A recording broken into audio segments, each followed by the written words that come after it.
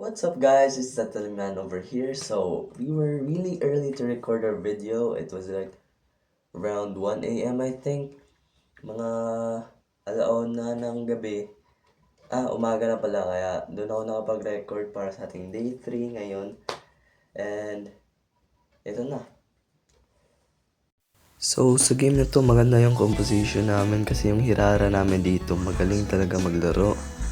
Saka sa early game, kami ni Lilian, ako first blood kami. Kaya good start para sa amin yun. Pagkatapos namin makapatay, pumunta ako sa blue buff para mag-haras ng core nila kasi umuna siya sa lizard. Tsaka pag-haras namin, muntikan pa kaming dalawa ni Lilian mapatay. Kaya buti na lang naka-out pa kami.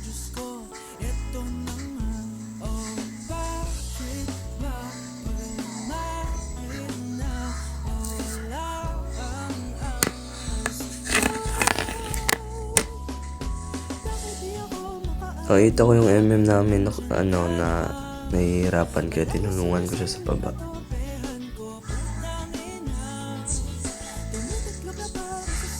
Ito yun, naka-pick off din kami ng isa. Which is nice kasi yung score namin is tumataas na talaga. At dito, pagka push namin, yung Matilda masyadong malakas kaya pinasok namin. Saka pinatay din namin yung Matilda. Ang ganda ng clash na naganap dito kasi pagpasok ng Matilda, nag-ult siya kaagad, tsaka naka-ult yung Lilia namin. Na-stun ko siya, tsaka sinakatakbo ng mabilis. Ayun, na-ultihan siya ng Leslie, tsaka naka-follow up yung Gusion. Patay namin yung Freya, naka-push kami ng tower, tsaka napatay din yung Matilda. Kaya it's a really good trade for us. Dito medyo nagkamali ako kasi pag talon ko nag-flicker ako kaya na overshot ako sa pangpang kaya okay lang din naman pero nakapatay pa rin kami pero bad error talaga yun para sa akin. Pagmasdan nyo yung dito ginawa ko dito.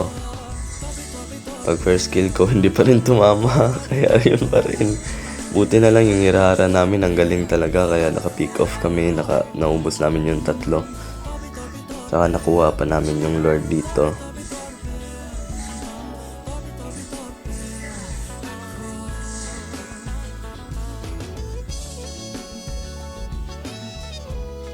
So, sobrang kulit ng Freya, nag-contest pa siya mag-isa eh. You know, hindi ko pa talaga naabot sa talon ko. Mali talaga yung talon ko dito eh. Dito umikot kami at napakanga ako sa ginawa ng Hirara. Ang galing niya talaga mag-Hirara eh. Tsaka ang ganda pala i-combo ni Hirara kay Kufra. Tingnan niyo to. Tatalon ako dyan para setan ko yung Beatrix. Tingnan yung follow up niya. Yun. Immobilize and targetable agad. Tsaka yung Eudora nagkamali pa sa ulti niya. Yun, pumasok pa na immobilize yung 3. Kaso kulang kami kaya nag-out na lang muna kami. Pero, naabol talaga kami ng Freya kaya ginawa ko, tinangke ko yung second skill niya kasi counter si Kufra kay Freya. Gamitin nyo yung second skill nyo, nauuntog-untog din yun si Freya pag nag-second skill yun siya. Kaya dito nag-push na kami. At saka, naghanap ng pwestong maayos. Nag-play safe muna kami kaya nag-out muna kami.